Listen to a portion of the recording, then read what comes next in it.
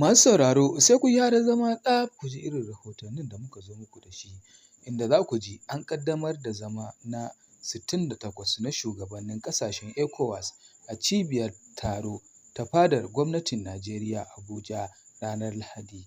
Taron zai mayar da hankali kan musayar ra'ayi na musamman kan makomar ƙungiyar da tattaunawa kan muhimman batutuwa na yankin, cikin har da zaman lafiya a siyasa, haɗin kai,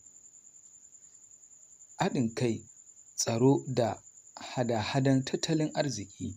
Shugabannin yankin sun isa Najeriya kafin taro, wadda shugaban Sierra Leone kuma shugaban ECOWAS Julius Maada Bio ke jagoranta.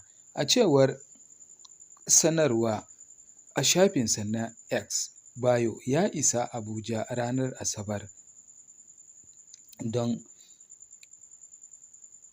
jagorantar zaman, inda ya ce yana fatan tattaunawa mai ma'ana kan ƙalubalen gaggawa da yankin ke fuskanta, musamman abubuwa da suka shafi Guinea Bissau da Benin. Da fatan kun ji daɗin labaran nan, sai ku danna mana subscribing da alamar ƙararrawa. Mun gode.